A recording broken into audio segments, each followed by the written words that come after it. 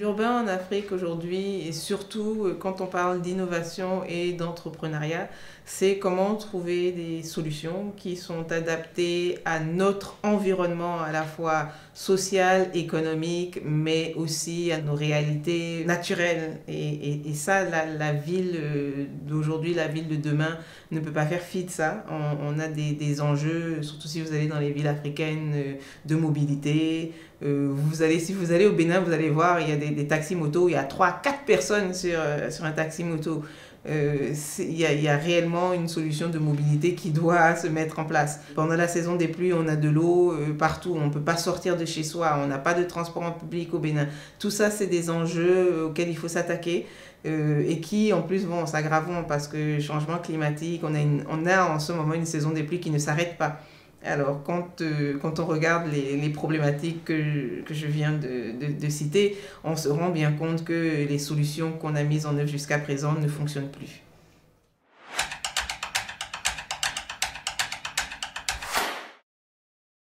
Je ne sais pas si c'est un ensemble de problèmes ou si c'est la façon dont on regarde, la façon dont on va résoudre des problèmes. Parce que je pense que les problèmes, ils ont toujours été là. Maintenant, il y a peut-être un dimensionnement qui change, mais les problèmes, ils ont toujours été là. Avant, on appliquait des solutions de manière linéaire. Aujourd'hui, il faut des solutions de manière itérative, c'est-à-dire qu'on commence, on teste, on mesure, on améliore et on passe à échelle. Moi, je pense qu'on ne peut pas faire autrement. C'est une approche très entrepreneuriale.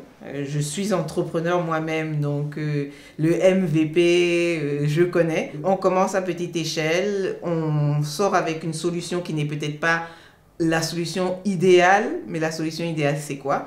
On teste, on mesure et on améliore au fur et à mesure en ramenant dans ce processus plusieurs personnes. Et je pense qu'aujourd'hui, il faut apprendre à travailler comme ça.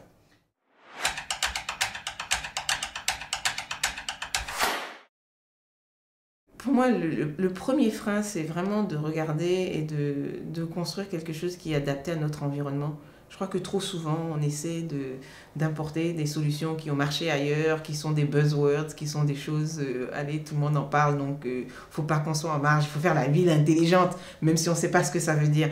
Et ça, c'est la première chose. Il faut qu'on s'asseye et qu'on se dise, qu'est-ce qui a un sens pour nous, dans notre environnement, pour nos usages, pour notre culture, et d'apporter des solutions dans ce sens-là. Le deuxième, et ça c'est très important, c'est il faut qu'on pense à des solutions qui sont économes en termes de nos ressources, qu'on arrête de gaspiller de l'argent qu'on n'a même pas. Quand on construit des bâtiments en béton qu'il faut climatiser 24 heures sur 24, est-ce que ça a un sens dans l'environnement dans lequel on est? On n'arrive même pas à payer nos factures d'électricité. Pourquoi est-ce qu'on continue à construire de la sorte? Et peut-être le troisième frein, c'est nous-mêmes, c'est apprendre peut-être à travailler autrement, de manière plus collaborative, entre le secteur public, le secteur privé, le secteur académique, les startups, les grandes entreprises. Et là, c'est, je pense, une leçon d'humilité pour tous.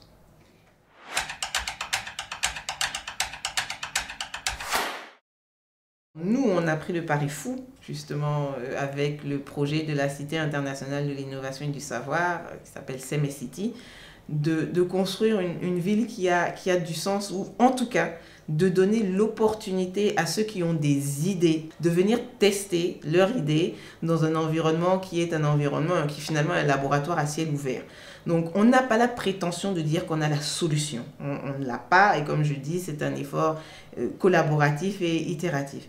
Mais ce qu'on donne, c'est un cadre où qu'on soit un acteur de la formation, un grand groupe, une entreprise en démarrage, un centre de recherche, un acteur qui a envie de tester des solutions nouvelles, de venir le faire dans ce cadre-là et surtout que nous travaillons ensemble à mesurer les impacts, à impliquer les utilisateurs et les bénéficiaires, donc là, les gens qui habitent à Sémé, qui est cette zone périurbaine dans laquelle la Cité de l'innovation se construit sur 200 hectares, de les impliquer entièrement pour qu'ils deviennent un peu les premiers utilisateurs de ces innovations-là et qu'on se rende compte que finalement, l'innovation, il faut démocratiser ce processus, il faut impliquer un grand nombre de personnes et que c'est essentiellement comme ça qu'on va réussir.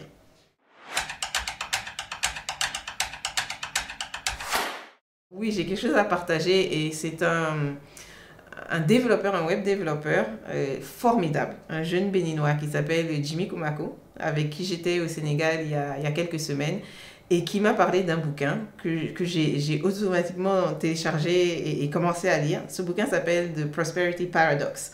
Et il est écrit par un Américain qui s'appelle Clayton Christensen, à deux mains avec un Nigérian. Et vraiment, c'est comment est-ce que, en fait, l'innovation peut sortir des nations de la pauvreté. Mais ce que j'ai aimé, c'est cette approche qui est, si vous voulez vraiment faire de l'innovation, il faut vous attaquer à des marchés qui semblent a priori pas intéressants. Parce qu'on se dit non, ils sont trop pauvres, ils sont trop peu éduqués, ils comprendront pas. Et c'est justement là qu'il y a des opportunités de changer les choses et d'avoir un impact. Il ne faut pas avoir peur, il ne faut pas se dire on fait... Le contraire de ça, c'est le iPhone.